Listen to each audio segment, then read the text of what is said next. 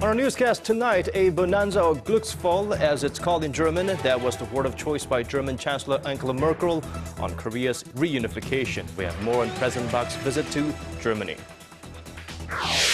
The numerous missile launches out of North Korea have caught the attention of the United States. It's called for a UN Security Council meeting to discuss new ways to punish Pyongyang.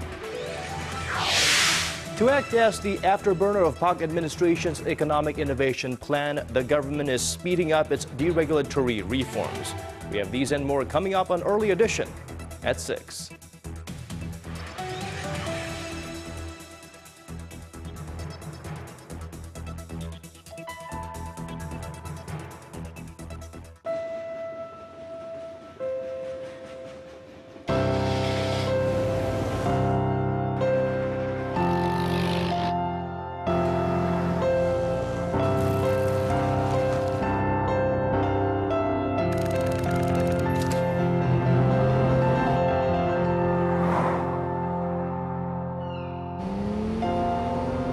당신의 유럽은 어디였나요? Excellence in flight. Korean Air.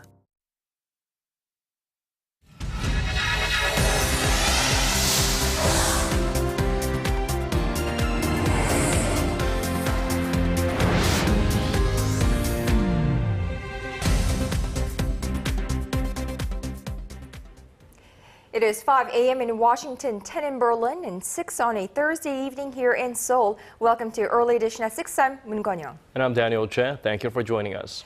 We begin this Thursday evening in Berlin, where President Park Geun-hye has kicked off the third day of her state visit to Germany. Now, she started off the day by looking around art and photo exhibits that represent unification and freedom. The Korean president stopped by Berlin's East Side Gallery, which is what's left of the Berlin Wall. More than 100 artists from around the world painted murals there to commemorate the 1989 fall of the Berlin Wall that led to German unification. President Park also visited a photo exhibition that compares scenes from the demilitarized zone on the Korean peninsula in Germany's Grunes, which is now an ecological park. The president had proposed turning the DMZ that divides the two Koreas into something similar. Meanwhile, the day before, the Korean president, who's been campaigning for the reunification of the two Koreas there, secured the full support of Berlin based on Germany's own unification experience. While the Korean president called the reunification of the two Koreas a bonanza, the German chancellor said her country's experience was Glücksfall, the German equivalent. Our presidential office correspondent is traveling with the president, and she follows this report from Berlin. At a joint press conference, Chancellor Merkel said Germany, which has gone through unification itself, is responsible for supporting the two Koreas' will to reunite.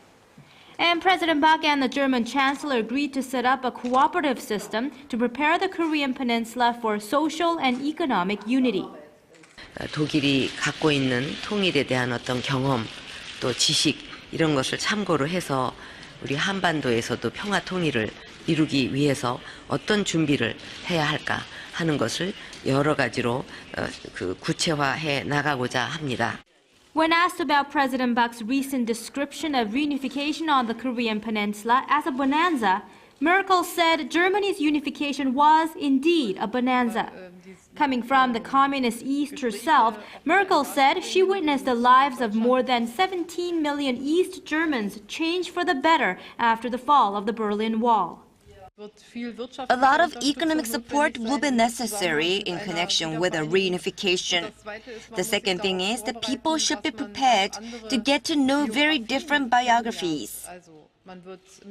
President Park also garnered Merkel's support behind her trust-building policies towards North Korea, at the same time urging Pyongyang to give up its nuclear weapons.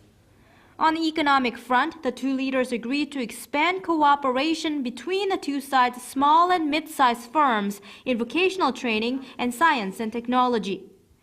Earlier in the day, President Park visited the Brandenburg Gate, a landmark in Berlin, symbolic of German unification.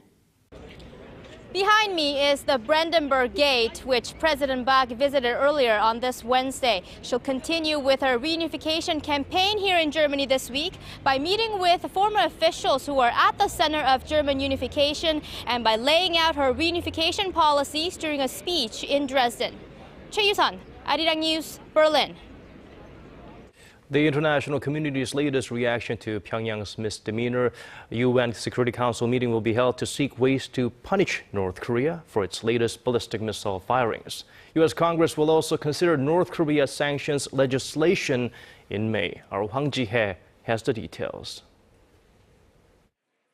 The UN Security Council will hold discussions Thursday on ways to punish North Korea for its latest ballistic missile launches. The request for a special meeting came from the United States after Pyongyang test-fired 2 medium-range Nodong ballistic missiles into the EC. On Wednesday, Deputy U.S. State Department spokeswoman Marie Harf said Washington is already in talks with other members of the UN Security Council and its allies and partners to take appropriate measures against the North for its latest provocation. But those are choices the North Korean government has to make. And we've been clear that the sanctions, the diplomatic isolation, the economic isolation, the political isolation, that will all continue as long as they don't. She went on to emphasize the U.S. takes Pyongyang's latest military posturing seriously since it clearly violates UN Security Council resolutions banning the nation from any ballistic missile launches. In a related move, U.S. Congress will also consider North Korea sanctions legislation in May. Representative Ed Royce, chairman of the House Foreign Affairs Committee, unveiled the schedule as he addressed a congressional hearing on North Korea's human rights abuses. Roy said his committee will do all it can to hold the North Korean leader and his aides responsible for crimes against humanity. Hwang Ji-hye, Arirang News.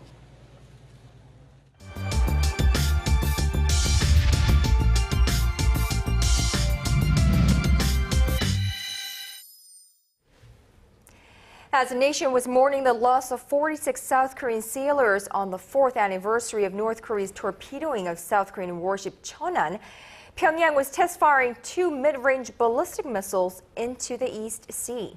So what can we make out of these launches, especially in terms of the North's advancement in missile technology, and how much of a threat do they pose? Questions and more questions.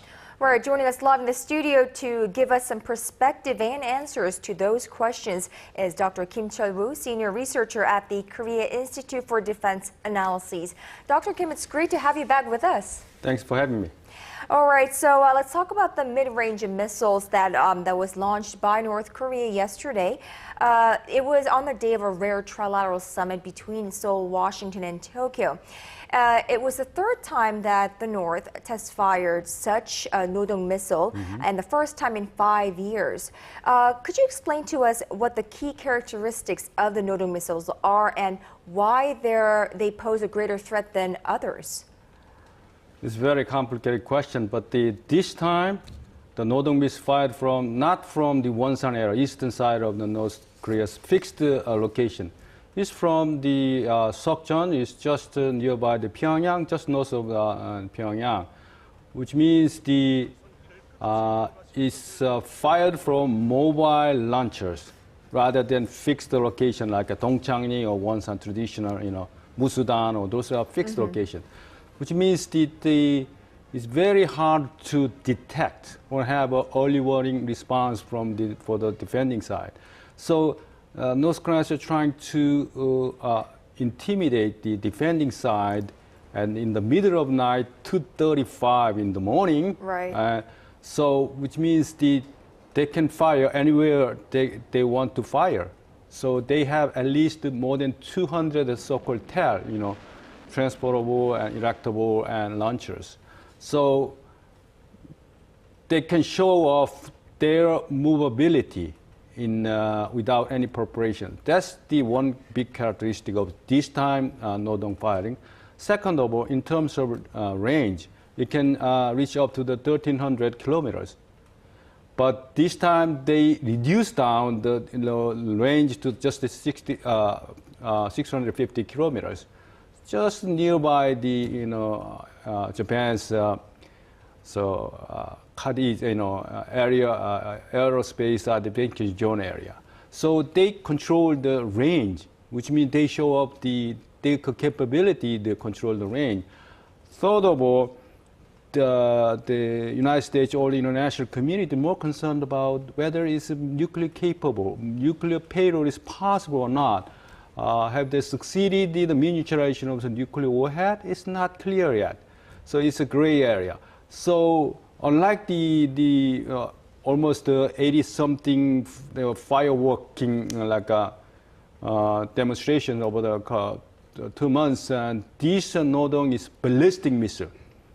So the Nodong has already deployed, according to the international experts and all the intelligence estimates, it's not the test firing. They don't care of the test at this time. They just fire to blackmail the international society. So a serious saber rattling with missiles, and I think they have more than 1,000 stockpiles of missiles, variety of ranges. Wow, that's very surprising. Including the frog, the surface to all the type Soviet style, over the last weekend, they fired just 46, surface to surface missiles. The exact number with the fallen, heroes of the Cheonan. So overall, North Korea's premeditated this time Nodong firing is very strange. So overall, they try to show up their nuclear delivery capacity rather than for the last 3 months, three nuclear tests, they showed up the nuclear itself capability. But this time, what about the delivery? So even using the mobile transportable launchers. So I think the North Korean strategies or military planner wants to show up the delivery capability of nuclear arms. Basically, the message to the world would be that they are fully capable of launching nuclear warheads to other areas of the world. It cannot be verified yet, but to the world, they are showing off their kind of apparent kind of show of denial for the whatever international pressure against North Korea's denuclearization. If only North Korea could get with the times and communicate with the rest of the world like we all do instead of launching missiles and provocations. But anyway, North Korea, as mysterious they are, they can be quite transparent in their ways. Usually when they have these missile launches, it has been a prelude to possibly nuclear tests. So in your opinion, is there a possibility of a fourth nuclear test from North Korea? It's the Minister of National Defense, Kim Kwon-jin, affirmed that North Korea has already operational ready to wage the fourth nuclear test. But I think they can reserve the last resort card because they fully recognize their own destabilizing economy and their isolated international isolation is too severe to stand up. So I think this time they are trying to show up missile blackmailing and fully ready for the fourth test, but they will take time to wage war because of China's pressure, international pressures. No, the test firings, like we said earlier, coincided with the 4th anniversary of North Korea's torpedoing of South Korean warship Cheonan. Of course, North Korea to this day denies any involvement. Now, South Korea, following the Cheonan incident, imposed a May 24th sanctions on North Korea, and North Korea has been calling on the South to lift those sanctions. Now, in your view, what needs to be done for Seoul to lift those sanctions for Pyongyang? We need not just the sincerity issues. We need a substantial progress in dismantling North Korea's nuclear program, like a so-called complete and verifiable, irreversible dismantling of nuclear program. But North Korea wants to take aid for denuclearization, talks, rather than not denuclearization. So, with the May 24 sanctions, it was right after the Cheonan sinking. That's the rational response to those kind of unimaginable provocations. So I think the North Koreans are trying to simultaneously pursue the so-called nuclear armament and economic development. So who will start the first move? And I mean, international community pressured North Korea, and why don't you just give us the rather than rhetorical something to just sincerity embedded move? So I think the North Koreans desperately want to get the international society's economic aid, particularly North and South Koreans, kind of relations improvement from the starting of the 2014. They showed off before the joint military exercise, so-called peace offensive, which means they were trying to, follow the dual track of the one side of the peace offensive, the other side of the military provocations. So I think the overall North Korea wants to get the international economic assistance. Well, very quickly, about the six-party talks, how likely is the resumption of these stalled talks on the nuclear subject of North Korea? Interestingly, from the trilateral summit meeting, the three leaders implemented the so-called nuclear envoys trilateral meeting. So I think the first step to get the full-blown six-party talks, because China wants to get back to the negotiating table. So I think prior to the trilateral meeting, the President Park Geun-hye met with Chinese President Xi Jinping, and China's Uda-Wei, nuclear envoy and Korean Peninsula Affairs representative, visited Pyongyang, and his counterpart even visited Beijing. So overall, the preparation is ready, but it's not likely like in a rapid fashion. It will take some time to get started the six-party talks. I think right after this so-called trilateral, nuclear envoys meeting, and in somewhere Tokyo or in Seoul, and then China will start a new move to get it started. So definitely a flurry of activities spurring up on that front as well. All right, Dr. Kim Chul-woo, it was really great to have you back here in the studio, and we appreciate you being here today. Thank you. Meanwhile, Seoul and Washington kicked off a large-scale amphibious landing drill dubbed the Double Dragon on the southeast coast of the peninsula on this Thursday. It is the largest landing exercise between the countries in 2 decades, with 12,500 Korean and U.S. Marines and Navy personnel taking part. The 3rd Marines Expeditionary Brigade from Okinawa will participate this year, along with 22 Osprey multi-mission aircraft. The Double Dragon is aimed at enhancing joint landing operations and capabilities between the two allies as part of the ongoing annual full legal drills. The exercises run through April 7th.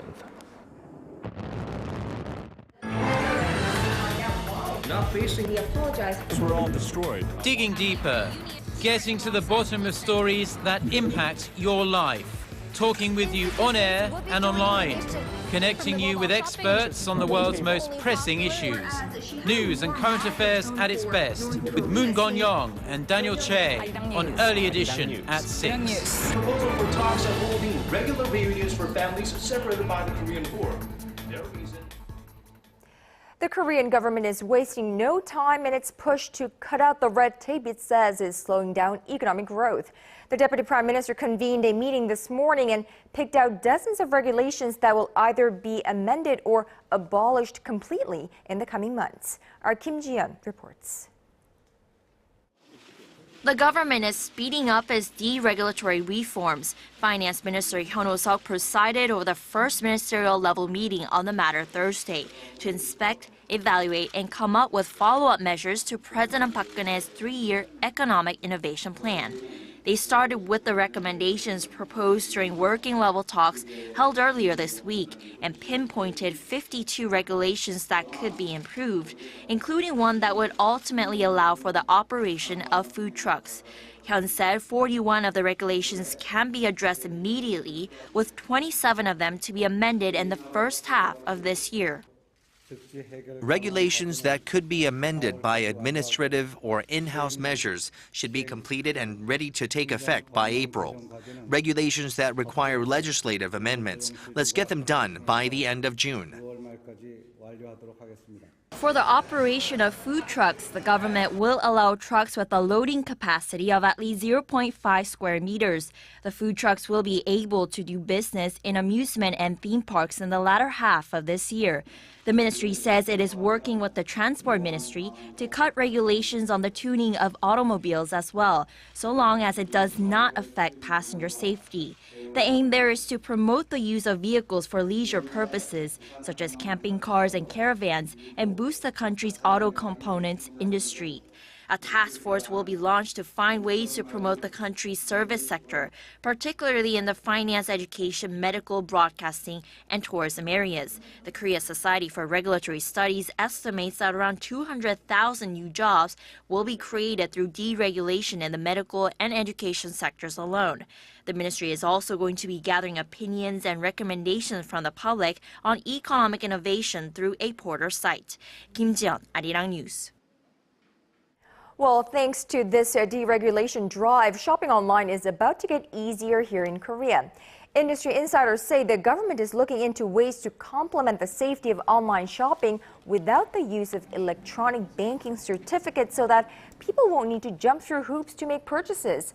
Now, currently, if you want to buy something online that costs more than 300,000 Korean won, that is roughly $280, you need a special electronic certificate that's only provided by local banks. That makes online shopping difficult for foreigners living in the country and people overseas. The change is expected to take effect in June. The nation's mortgage rate hit an all-time low in February. The Bank of Korea said Thursday that the mortgage rate last month was 3.7%. That's down 0.04 percentage points from a month earlier. That's the lowest it's been since 2001, when the central bank first started to compile the data. It attributed the low rates to government policies aimed at restructuring snowballing household debt. And in politics, following its official launch on Wednesday, Korea's newest political party hit the ground running this Thursday morning. In its first Supreme Council meeting, they have an easier name to pronounce in English. New Politics Alliance for Democracy put priority on those who have fallen through the cracks of the welfare system. Our political correspondent Kim Young-gil has more. 화이팅! 화이팅! 지방 선거 승리와 국가 교체 화이팅!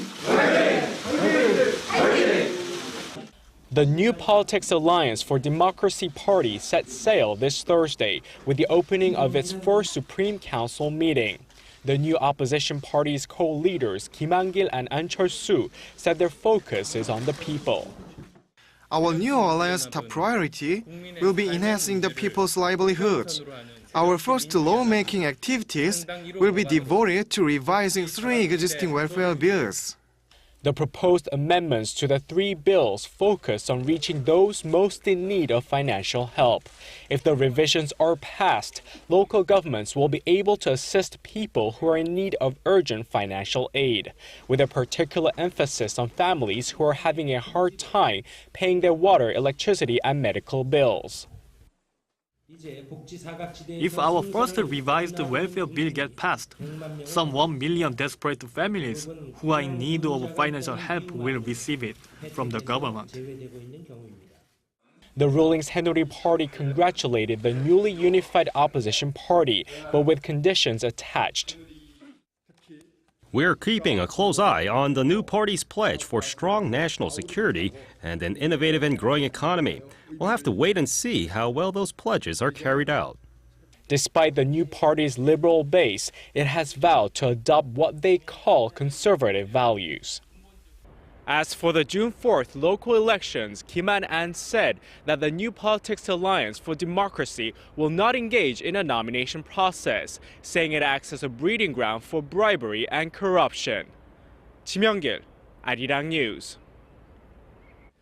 Moving on to other topics, the number of people executed for their crimes rose 15% worldwide last year. A new report by Amnesty International released Thursday shows that at least 778 people were executed last year.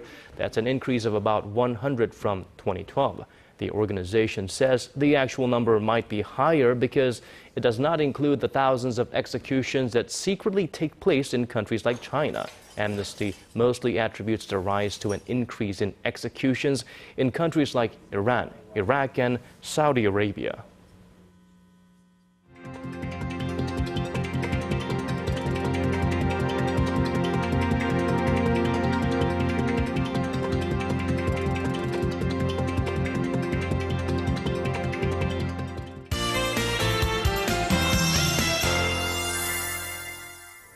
And for a check on the weather forecast, let's go over to Michelle Park. Michelle, now that it truly feels like spring, I'm seeing lots of people, enjoying the weather outside.